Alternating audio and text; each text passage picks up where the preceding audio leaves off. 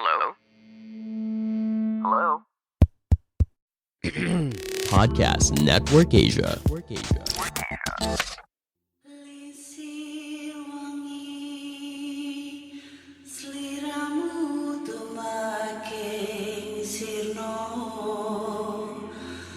ojo tangi kan guling awas jo ngetoro aku lagi bang wingo Yen setan kang tak putusi Dudu sembarang Ojo layu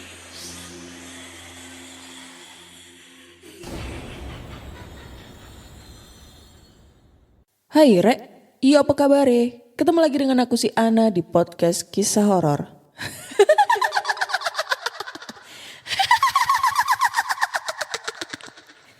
Ketemu lagi di episode 142 ya. Lupa anjir. Oke, di episode kali ini aku akan bacakan cerita horor ataupun email berhantu yang sudah dikirimkan teman-teman melalui podcast kisah horor@gmail.com atau DM Instagram podcast kisah horor, DM Instagram Ana Olive serta Google Form yang linknya tersedia di bio Instagram podcast kisah horor. Gimana nih kabar kalian? Yang pastinya semoga baik-baik saja ya untuk semua pendengar podcast kisah horor, semua anggota keluarga pendengar podcast kisah horor, dijauhkan dari mara bahaya, dijauhkan dari penyakit atau hal-hal buruk apapun itu. Amin ya Allah. Karena di Surabaya sekarang udah mulai musim penghujan. Herannya gue ini panas ngeluh, hujan ngeluh. Ya soalnya hujannya ekstrim banget nih. Angin terus, hujan angin terus yang ngebuat banyak banget rumah-rumah yang gentengnya berterbangan kemana-mana gitu. Bahaya banget sih buat pengendara motor di jalan juga. Kasian juga buat yang punya rumah sampai gentengnya terbang ya, yang dari seng terbang gitu, nggak punya tempat buat berteduh gitu ya. Terus mau juga cerita ini kemarin. Masih ingat di episode sebelumnya, episode 141 itu gue di opening itu cerita kalau setiap malam ada yang cetek-cetekin lampu. Nah ini baru aja kemarin itu ada yang nyetek-nyetekin lampu lagi. Gila banget sih, nyetek-nyetekin udah udah kerekod deh kayaknya, udah kerekam deh. Nanti aku coba share di IG ya. Dan pada saat aku cek di ruangan sebelah, gak ada apa-apa cuy. Beneran. Tapi ini hari ini gak ada gangguan sih. Gak tahu kenapa tumben banget. Aku tunggu dari aku pulang kerja tadi sampai sekarang gak ada gangguan sama sekali. Kalau kemarin nyetek-nyetekin lampu ada sekitar 2 kali doang. Terus habis itu aman. Kalau sekarang aman, gak ada gangguan sama sekali. Dibilang konslet, lampunya udah dicek tadi pagi, nggak ada konslet sama sekali, semuanya aman. Lampunya juga baru aku beli 2 bulan yang lalu, dan selama 2 bulan itu nggak ada problem juga karena emang beli baru sih ya. Merek Philips kan lumayan tuh. Terus apa lagi ya? Aku tanya orang tua juga nggak ada yang naik ke atas juga gitu. Jadinya ya horor nih. Masa iya nih kuntilanak datang ke rumah lagi, kan nggak lucu gitu kan. Sempet aku tanya-tanya, maksudnya aku panggil-panggil, halo ada orang nggak gitu. Siapa sih? Cuil banget. Nggak ada yang ini. Apa namanya? Nggak ada yang nyaut. Aneh. Oke. Langsung aja kita masuk ke cerita ya. Dan cerita pertama ini datang dari email. Ini datang dari Fikri. Langsung aja kita bacakan. Gini kak, gue mau cerita dikit nih. Ya ini pengalaman gue pas umur 3 tahunan lah. Cuma gue gak bakal lupa pengalaman yang gue alami ini kak. Pas kecil gue termasuk anak paling bandel. Karena gue anak satu-satunya pada waktu itu. Gue merasa kesepian di rumah, gak ada teman, Dan ini buat gue bosan di rumah. Kalau keluar rumah teman juga jauh sih. Bakal capek juga buat pergi main ke rumah temen yang jauh. Gue itu tinggal di kampung gitu. Otomatis rumah gue sama rumah warga lain jauh-jauh kak. Jadi gue lebih suka main ke rumah nenek gue. Yang di sana banyak saudara. Jadi ketika kejadian horor yang gue alami ini kejadiannya malam hari kak. Ketika gue lagi tidur di rumah dan di rumah mak bapak ninggalin gue sendiri gitu. Takut gak anak seumuran gue tinggal sendiri di rumah? Ya takut kak. Jadi rumah nenek sama rumah gue melewati sebuah padang rumput. Nah pas gue mau ke rumah nenek, gue lewat tuh di padang rumput yang terang karena cahaya bulan. Nah pas jalan tuh gue kaget gitu. Gak jauh dari arah gua ada cewek berdiri di sana. Gua kira emak kan, jadi gua panggil lah, mak, sambil lari ke arah cewek itu. Nah pas sampai di sana langsung tuh gua peluk cewek tuh lalu nangis dan bilang, kenapa tinggalin aku di rumah sendiri? Aku takut di rumah. Lalu si cewek ini diem aja, nggak ngomong. Karena gue masih kecil, gue minta gendong lah. Mak, gendong, ayo pulang. Aku takut di rumah. Si cewek tetap diem, gak ngomong apapun. Nah, gue baru sadar siapa yang gue peluk. Gue liatlah mukanya. Aduh, kaget gue. Asli, kaget sampai pipis di celana. Dan gue gak bisa gerak sama sekali. Yang bisa cuma nangis sekuatnya. Lalu datanglah mak bapak gua sambil nangis. Nak, kemana nak? Kenapa gak di rumah? Mak udah nyari kamu kemana-mana. Kenapa kamu ada di sini nak? Nah, sebelumnya kan ada cewek yang serem itu tiba-tiba hilang. Pas kejadian itu gua kan lagi nangis dan gak bisa ngomong apa-apa karena kaget. Digendonglah gua sama bapak. Pas digendong gue lihat lagi tuh cewek sambil ngelampaikan tangannya ke arah gue. Gue bilang lah sama mak bapak, mak di belakang mak ada cewek mak. Pas mak nengok ke belakang udah hilang lagi. Terus mak bilang gak ada apa-apa nak. Jadi gitulah cerita singkat gue kak. Maaf kalau gak serem, cuman ini kejadian horor yang gue rasakan selama hidup gue kak. Makasih buat kakak udah dengerin cerita gua kak. Ganbatte kudasai. Yomete kurashi, yomete kurashi, abang Jamit para kerashi.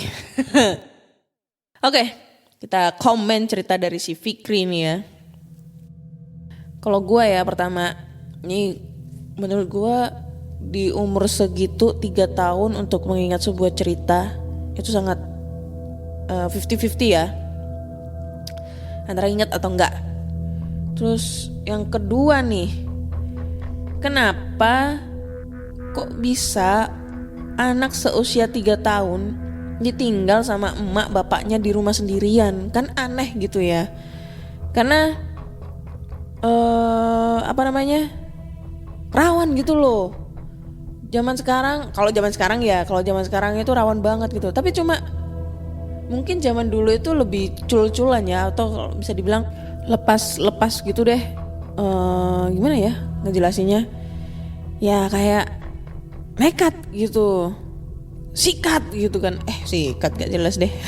Ya pokoknya kayak gak peduli gitu loh. Maksudnya aman gitu loh. Kalau zaman sekarang kan kalau mau ninggal anak juga umur 3 tahun di kondisi rumah sendirian itu juga rawan banget gitu loh. Makanya yang gak habis pikir kenapa ini anak si Fikri pada saat umur 3 tahun ditinggal emak bapaknya sendirian di rumah gitu.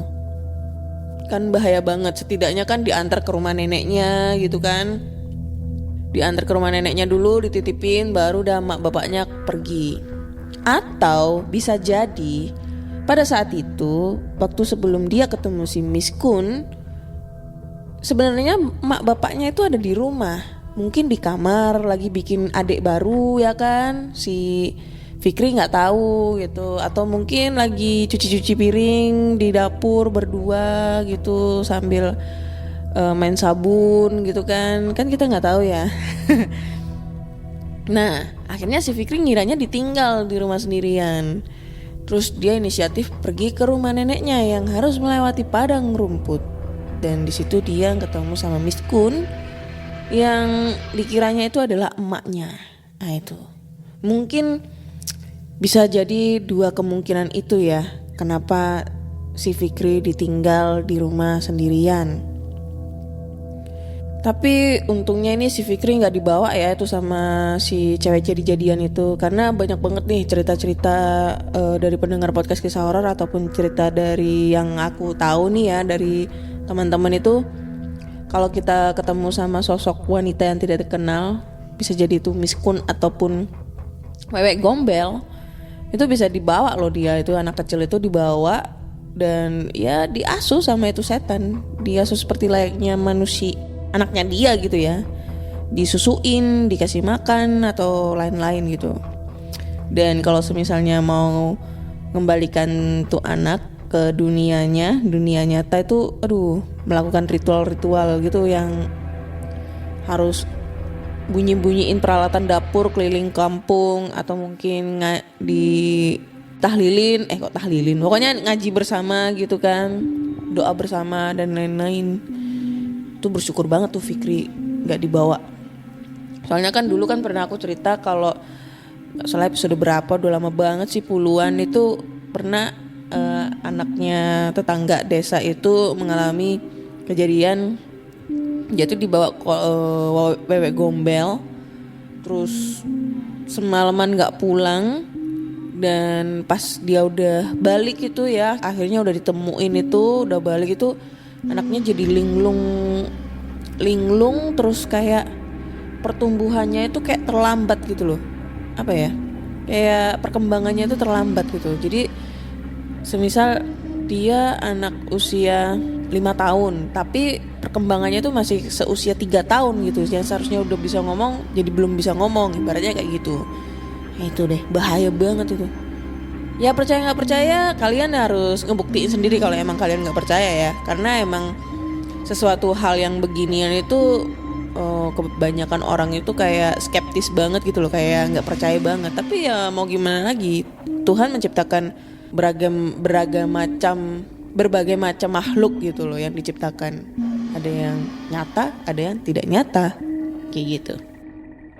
Oke, lanjut next ke cerita berikutnya. Cerita berikutnya nih datang dari Google Form. Kamu lagi mau mengembangkan podcast kamu, tapi bingung caranya bagaimana? Mulai dari sisi performance-nya, menentukan rate konten kamu, sampai bagaimana cara memonetisasinya. Nah, coba deh cek Podmetrics. Podmetrics adalah platform yang bisa membantu kamu untuk lebih mudah melihat performa konten podcastmu. Lalu melalui Podmetrics, kamu juga bisa menentukan rate podcastmu melalui data yang tersedia, serta bisa juga memonetisasi kontenmu dengan champion-champion dari brand yang cocok dengan podcastmu. Bahkan, Podmetrics juga bisa membantumu untuk mendapatkan inspirasi dalam membuat iklan pada podcastmu dengan contoh iklan yang sudah tersedia. Nggak ketinggalan juga, sekarang Podmetrics juga ada fitur Pod Earnings dengan berbagai metode pembayaran, sehingga memudahkan kamu untuk mendapatkan penghasilan dari Podmetrics. Jadi, kalau kamu seorang podcaster, pastikan kamu mendaftar Podmetrics dengan memakai Podmetrics referralku. Klik langsung aja podlink yang ada di deskripsi box dalam episode ini. Judulnya apaan nih? Nggak ada judulnya. Assalamualaikum Kak Ana. Aku Ririn dari kota Malang. Aslinya sih sama kayak Kak Ana, arek Surabaya. Hehehe. Jadi aku mau cerita tentang pengalaman aku sebagai ibu yang punya anak dengan kelebihan sixth sense. Entah aku bingung menyebutnya ini kelebihan atau kekurangan atau apalah. Jujur, aku ini orangnya penakut banget. Tapi setelah aku menyadari kelebihan anakku ini, aku seperti dibikin terpaksa berani untuk melindungi anakku dari gangguan-gangguan mereka. Mohon maaf ya Kak Ana kalau cerita ini cukup panjang, karena aku akan menjelaskan dari mana asal sixth sense anakku ini. Aku akan menjadikan cerita ini menjadi 2 part ya, karena akan menjadi sangat panjang bila diceritakan semua. Part pertama, aku akan menceritakan pengalamanku saat masa kehamilan. Sixth sense dari anakku ini aku yakin dari ayahnya. Suamiku ini memiliki sixth sense yang entah dari mana dia dapat. Keturunan atau sejak menjadi guru silat. Tapi dia tidak mau mengakuinya. Dia juga sama sekali tidak tertarik dengan hal-hal yang berbau mistis. Moto dalam hidupnya adalah jangan pernah memiliki hubungan dengan jin, setan, atau apapun itu. Yang kedua, ada ataupun tidak ada, nampak ataupun tidak nampak, aku sama sekali tidak peduli. Pokoknya yang berhubungan dengan hal-hal mistis, dia tidak suka dan cenderung menghindarinya. Pernah dulu saat kami naik gunung ke Arjuno, naik gunungnya ini sebelum hamil ya Kak Ana, kami kesasar dan melewati jalan yang sama berkali-kali. Diikuti aroma wangi yang makin lama makin wangi sampai menusuk hidung. Menyadari kami kesasar, suami ngajak berhenti. Tapi aroma wangi itu tetap masih ada. Bahkan lebih wangi. Tapi perlahan aroma wangi itu memudar. Memudar dan akhirnya menghilang. Suami ngajak saya untuk melanjutkan perjalanan dan alhamdulillah kita menemukan jalan yang benar. Lalu aku tanya, "Bau wangi ya?" Dijawab suamiku, "Iya, tadi." Terus aku tanya lagi, "Apa itu?" Tapi dia diam gak mau jawab. Ada juga cerita dari teman suamiku, sebut saja D. Dia pernah cerita saat naik gunung berdua sama suami. Suami ini mimpi didatangi perempuan dan memberikan sebuah batu berwarna hijau. Tapi suamiku tidak mau menerimanya. Lalu aku tanya ke suami, "Apa betul?" Suami hanya diam dan menjawab, "Itu bunga tidur." Banyak sekali cerita yang aku dapat dari temannya ini, tapi suamiku sendiri tidak mau menceritakan kepadaku secara langsung. Entah agar aku tidak menjadi semakin penakut atau sengaja malas membahasnya. Lanjut saat aku hamil. Saat aku hamil aku menjadi sangat peka. Sebenarnya banyak kejadian-kejadian janggal yang aku rasain, tapi aku ceritakan yang serem-serem aja ya. Di awal kehamilan sepulang kerja shift malam, aku pergi ke suatu tempat makan bersama suami. Di jalan masuk tempat makan itu, aku seperti melihat ada anak laki-laki kecil yang duduk jongkok meringkuk seperti kedinginan. Dengan badan penuh lumpur dan ada sebilah pisau yang tertancap berdiri di atas kepalanya. Pernah juga aku melihat sosok di pusat perbelanjaan yang duduk di lantai 3. Tapi kakinya menjulur panjang ke lantai 1. Dan pengalaman yang membuat aku takut hingga detik ini adalah saat tengah malam. Aku pergi ke kamar mandi untuk buang air. Aku melihat di kegelapan di ruang tengah rumahku ada sesuatu hitam yang berdiri. Aku perhatikan makin lama bayangan hitam di kegelapan itu bergerak ke arahku. Buru-buru aku nyalakan lampu dan bayangan itu hilang. Awalnya aku menganggap itu halusinasi dan tidak pernah memberitahu suami apa yang aku alami selama ini. Karena jawaban dia akan selalu sama, "Kamu halusinasi." Saking seringnya aku mengalami ini, aku merasa menjadi terbiasa akan hal-hal seperti itu. Kadang aku juga susah membedakan antara manusia dan bukan manusia. Sampai akhirnya kata suamiku pernah malam-malam saat tidur, aku teriak-teriak tertawa menangis seperti kesurupan dan sempat menendang suamiku yang menurut dia sampai terbang. Sampai di situ suamiku menyadari apa yang aku alami selama ini bukan halusinasi. Aku pikir setelah suamiku tahu bahwa ini bukan halusinasi, teror-teror yang aku alami akan berhenti. Tapi ternyata tidak. Bahkan ini adalah awal permulaan seolah-olah mereka merasa senang karena dinotis keberadaannya. Sekian cerita part ini, Kak. Part selanjutnya aku akan menceritakan pengalaman-pengalaman yang aku dan anakku alami. Bahkan mereka beberapa kali tertangkap kamera handphoneku. Terima kasih Kak Ana. Semoga sehat selalu. Saya berharap podcast kisah horor tayang setiap hari. Wassalamualaikum warahmatullahi wabarakatuh. Waalaikumsalam warahmatullahi wabarakatuh. Thank you banget Mbak Ririn sing arek bonek merantau ning Arema.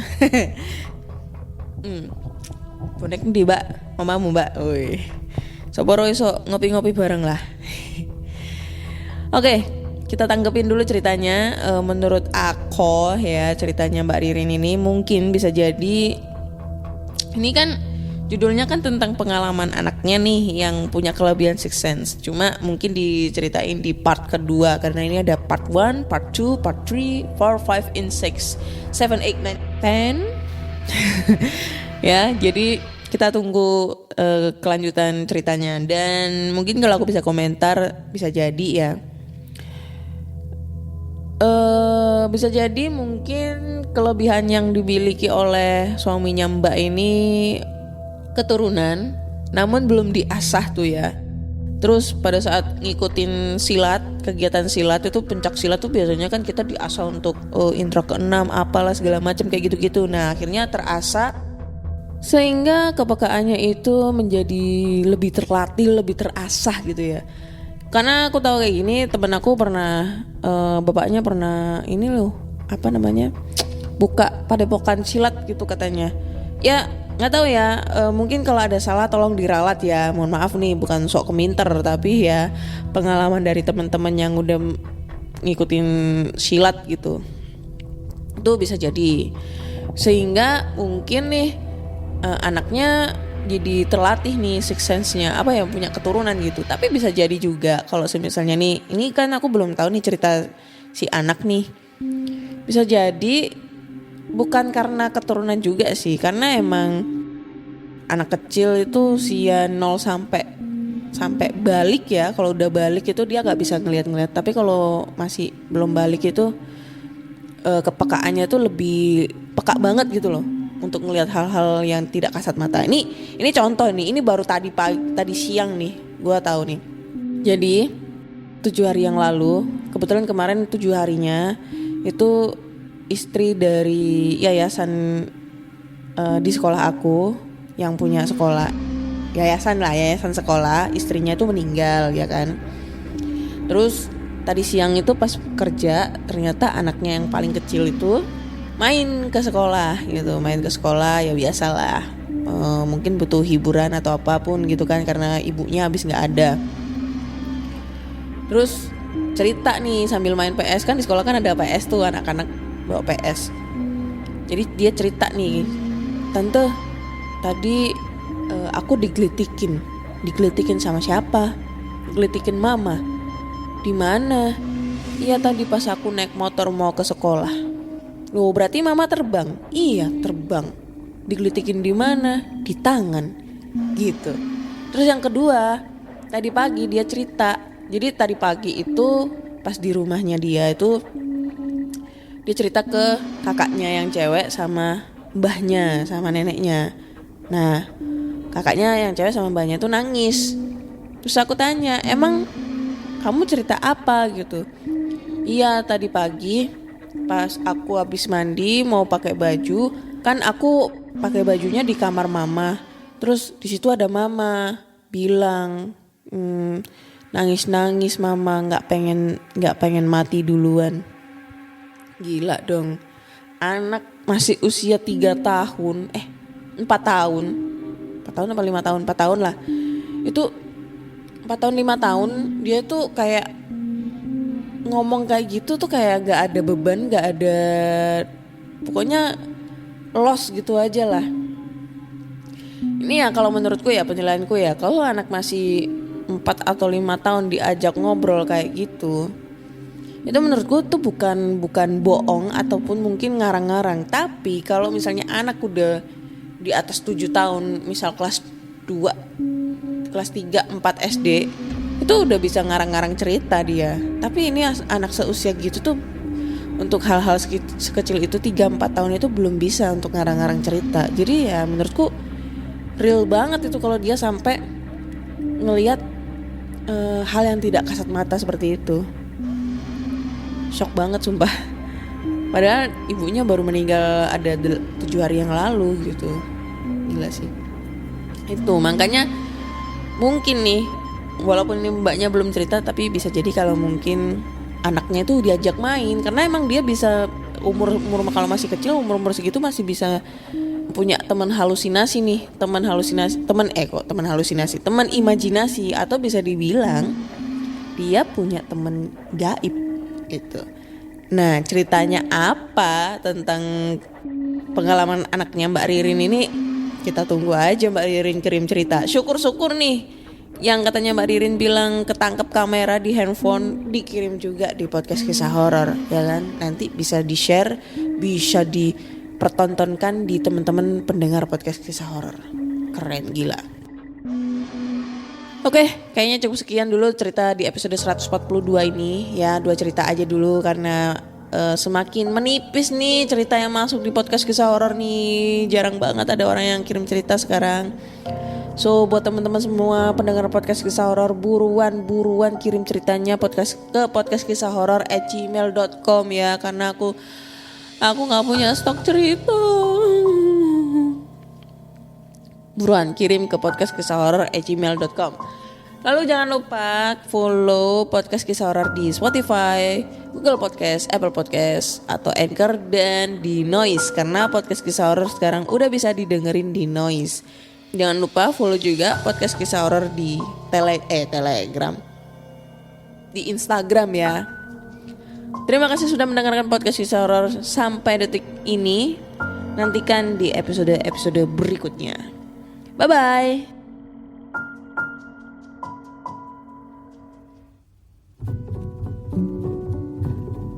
Pandangan dan opini yang disampaikan oleh kreator podcast, host, dan tamu tidak mencerminkan kebijakan resmi dan bagian dari Podcast Network Asia.